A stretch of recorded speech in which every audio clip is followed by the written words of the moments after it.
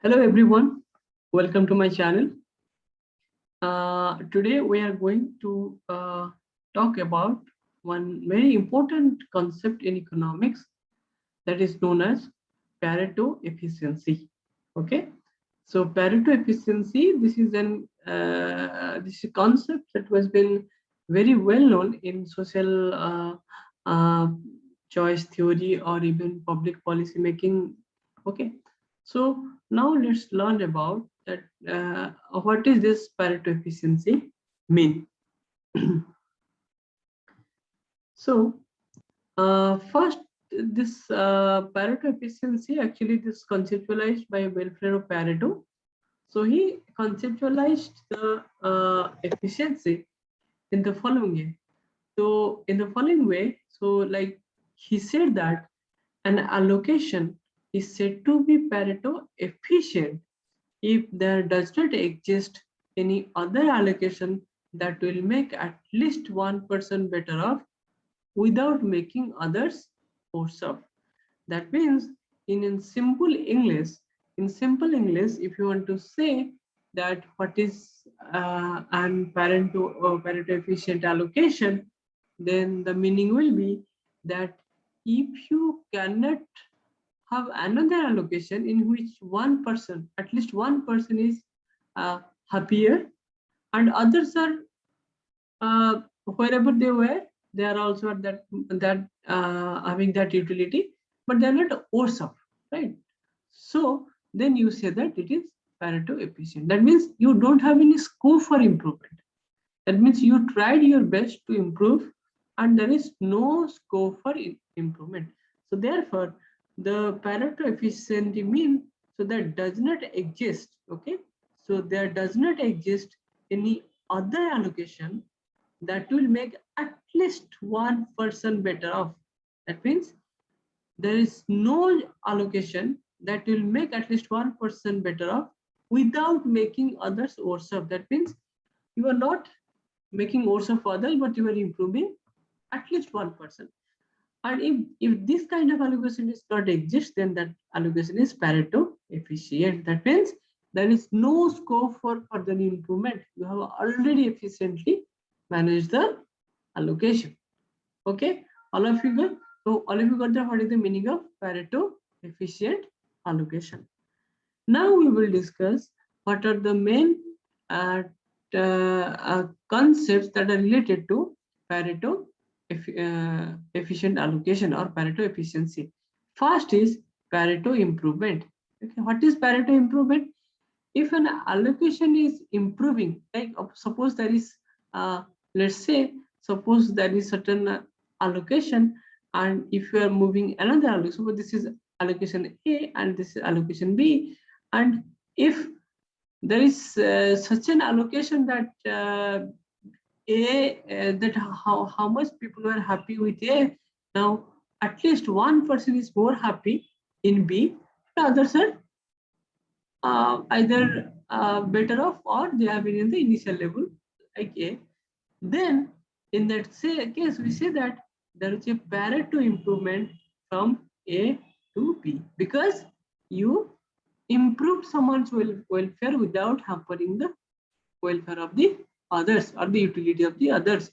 So there is a scope for Pareto improvement. Now, so you can say that if there is no scope for Pareto improvement, then that allocation is Pareto efficient. Okay. Now Pareto dominated. So in this case, you saw that A was an allocation. Now there is exists suppose another allocation B in which at least one person is better off and others are not worse off. Then you say that. So this is the dominant allocation. This is the dominated allocation. Okay. So A is dominated and B is dominant allocation. So this is dominated, this is dominant allocation. Okay, so we can say that if A is improving B, so we can say A is improving the welfare B is improving the welfare from the initial level A, then we can say that B is a Pareto improvement over A. Now, as I have discussed, Pareto optimal. So, if there is no scope, that means an allocation is Pareto optimal or efficient if it is not Pareto dominated. That means there does not exist any other allocation which will be better than A. Then in that case, you say that your allocation is Pareto optimal or Pareto efficient. Okay. So all of you got it. What is Pareto improvement? Whenever there is scope for improvement. What is Pareto dominated? An allocation is Pareto dominated whenever there is another allocation which is better than that. And Pareto optimal means if there is no scope for improvement or it is not Pareto dominated. So can you see this relationship? If it is Pareto improvement, then someone becomes Pareto dominated. If it is Pareto dominated, then it's not Pareto efficient. So to be Pareto efficient, it should not be dominated. Okay, all of you got it? So these are the three concepts. Now let's take a very simple illustration to understand the concept. Suppose a man has 8 apples. Okay, a man has 8 apples and want to distribute them to person A. Okay, so we have 2 persons, person A and person B. If A gets X amount and B gets Y amount of apple, then the happiness is given by this. Like if X is getting X, sorry, person A is getting X, then his happiness is this much. And if the person B is getting Y, then his happiness is this much. So they are getting the happiness. And the person is having, okay, 8 apples. So now he should select how much he should give to A and to B, that is X plus Y, such that is equal to 8. Now he is searching how to allocate them. Okay. So now here, suppose first, so he has only so he has 8 apples. So what he did? He first gave 4. So 50-50. Okay, 50-50. So he gave to 4 to person A and 4 to person B. But you know that from here that this is the formula. If here is 4 minus 2, that is 2 whole square is 4. 6 minus 4 is 2. And he gave 4 minus 2 is 6 is 2 minus 2 absolute value is 2. So you here it will get 2 and here it will get 6. All of you got it? So you see, so here the person got 2 and here the person got 6. Now, so this was allocation 1. So this was allocation 1. So therefore, okay. Now let's see whether this is the Pareto efficient allocation. Now you see that there is another allocation 3. There is another allocation 3. But whenever you put 3, you see that your utility is becoming 5 and now utility becoming 7. Now you see, so there is improvement from 2 to 5, from 6 to 7. So there is improvement. That means your allocation A is dominated. And okay, and there is an improvement, and there is one improvement.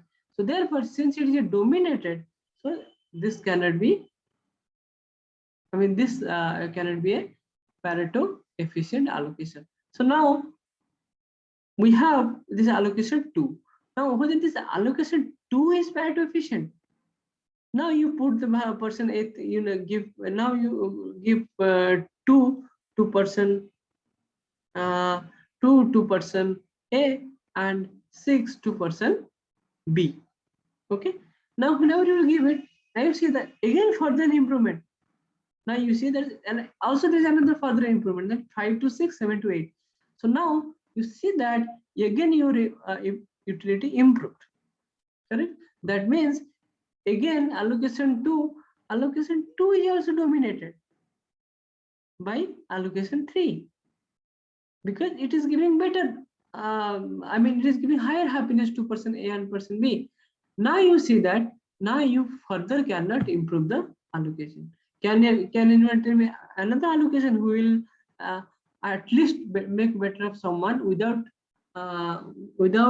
making the other less happy?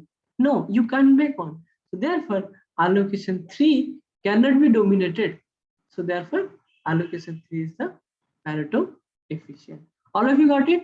So first we consider allocation A, and we found another allocation 2 which is better than A, SA1. So therefore, allocation 1 cannot be the efficient one because there exists another allocation which is better than 1. Now again we found another allocation 3 which is better than allocation 2. So therefore, even allocation 2 cannot be the efficient one. So now you have 3, and we found that 3 is the best allocation in which the payoff of this person A and person B are higher. Therefore, allocation 3, okay? Therefore, allocation 3 is the Pareto optimal. Okay, all of you got it? Then allocation 3 is the Pareto optimal. Now we will discuss what are the different types of Pareto efficiency. So what are the different types of? So first is weak Pareto efficiency. Weak Pareto efficiency means an allocation is said to be weak Pareto efficient if there does not exist another allocation which will make everyone better. So the word has to be highlighted here, everyone. If there is an allocation in which all are happy, okay, then that is a strong improvement, right? So therefore the name is strong Pareto improvement. That means all are happy. Okay, but okay, so therefore the weak Pareto efficiency is that whenever that there is no strong Pareto improvement, whenever there is no strong Pareto improvement, we say that it is weak Pareto efficiency. Okay, okay, all of you got to avoid the everyone because there is no allocation which will make everyone better. Now, next is what is constraint Pareto efficiency. Constraint Pareto efficiency means whenever the planner does not have a proper information about the person to whom actually they are allocating. For example, in the previous example, we perfectly know what is the happiness of person A and what is the happiness of person B. Sometimes, if it is not possible for the planner to know that happiness of person A and happiness person B, then whatever information he has, he will allocate accordingly. So although that is an inefficient outcome, but since they don't have the complete information, then that may be considered as constraint Pareto efficiency. All of you got why constraint? Because the planner does not have complete information about the happiness or the utility of the individuals to whom the resource is going to be allocated. Got it? So this is the way how, the constraint Pareto efficiency is defined. So now another is called fractional Pareto efficiency. Pareto efficiency, like in the last example, either we're giving one apple or not, right? Even so, if we're giving one apple or not, only one apple, not the fraction of that. So in that way, we found that 2 and 6 are the Pareto efficient allocation. Correct. But sometimes, and if you assume that these resources are not divisible, then that is an efficiency. But if allowing divisibility or allowing the fractionality, if there is no improvement, then we can say that is fractionally Pareto efficiency. All of you got fractionally Pareto efficiency, because given the fractional nature or divisibility nature, still there are no allocation which are better than the allocation, then that allocation is known as fractionally Pareto efficient allocation. Then fourth one is ex-ante. This concept is for whenever you are dealing with uncertainty. So you have a random experiment where the outcomes are uncertain. In that case, whenever you're before the experiment, random experiment, whatever is if there is no another allocation which is better than that, then the ex-ante Pareto efficiency.